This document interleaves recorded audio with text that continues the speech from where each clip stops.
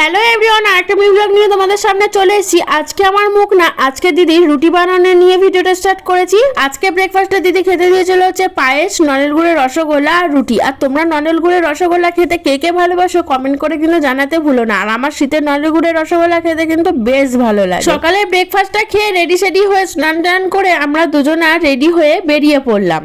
আর হ্যাঁ, আমরা কোথায় যাচ্ছি বলো তো?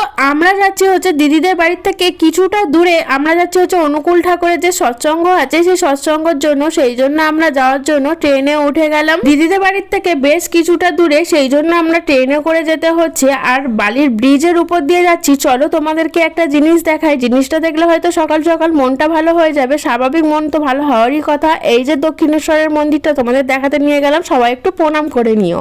এখন আছি হচ্ছে আমরা রাস্তায় গাড়ি করেই যাচ্ছি। আর তোমাদের এই ভিডিওতে আমি একটাতে কভার করতে পারিনি। তোমরা নেক্সট ব্লগ দেখার জন্য পরের ভিডিও দেখো।